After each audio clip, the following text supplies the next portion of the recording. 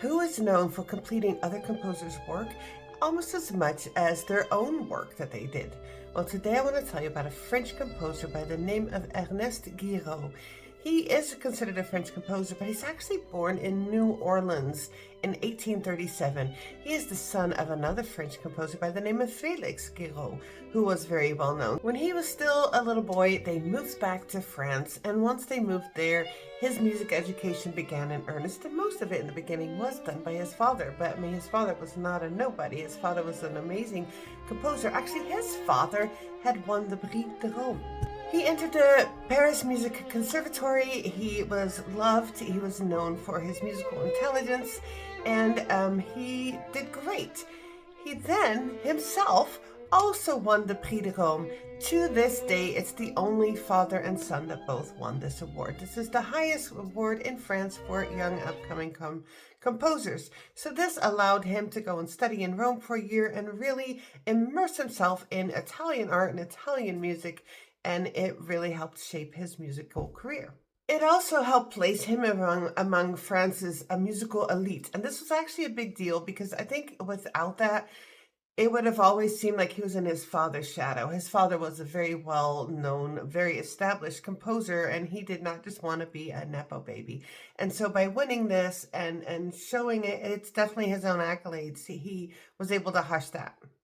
After he returned from Rome, he started composing. He composed some operas, some stage works, and they were well known, but they were not nearly as loved as his later works. But then the war broke out, the Franco-Prussian War, and so he stopped composing. He joined the military, and he fought like many other artists and composers alongside. When he came back, the landscape was very different. The cultural landscape, of course, people are feeling differently, and so he's also doing things a little differently. He met a young lady by the name of Marie. They fell in love. They got married. They had some children, and for all we know, they had a wonderful kind life together. She was very supportive of him, and that was good. Ernest had a good friend named Bizet, who we've already talked about, who was also a great composer. Now, Bizet wrote an opera called Carmen, and sadly, he passed away shortly after that was premiered in Paris. Now, it was not ready for international stage. It needed some modifications. It needed some work. All the parts in between were not set up to music yet.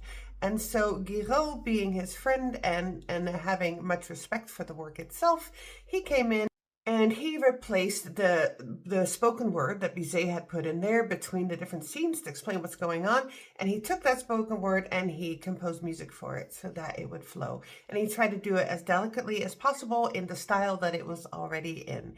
He did a great job. And it's possible that without what he did, it might never have seen as great international fame as it did. This was a loving tribute to his friend. That was in 1875, and the following year, in 1876, he becomes a professor at the conservatory in Paris. He has some amazing students, by the way. He taught Paul Dukas, he taught Claude Debussy, he taught Eric Satie, all people we have already discussed. He taught all of them composition.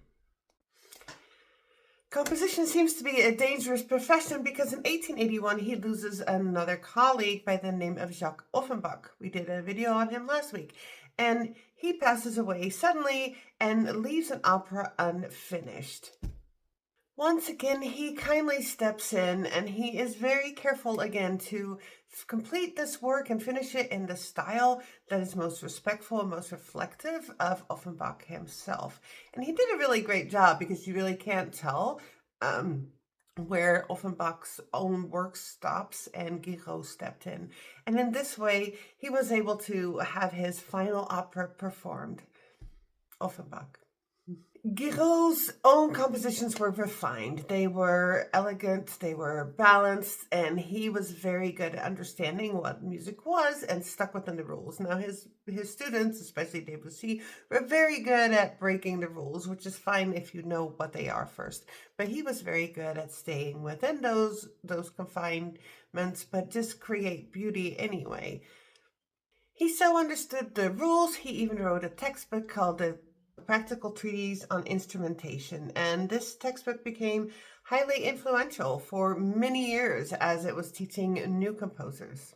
Sadly, not all was good with his life. He struggled with diabetes, and this is way before there was much understanding of diabetes, and so there wasn't really anything to do to help. So he started getting weaker and weaker, and by the age of only 54 in 1892, he passed away from complications of this. He was still so young. He had a great life, and we do not all know his name as well as his students, Bizet and Debussy, or many other composers. But we do have, we are enjoying what he did, what he left us by completing other people's work, by teaching other people that came after him. So his influence on what we know and what we love is actually very big. So, in that way, he reminds us that not every great figure has to be center stage. Some of them can stand behind the curtains and um, ensuring that masterpieces and other masters will endure. He has left us a great library of music. I really like The Fantastic Hunt. Go and listen to something by Ernest Guiraud.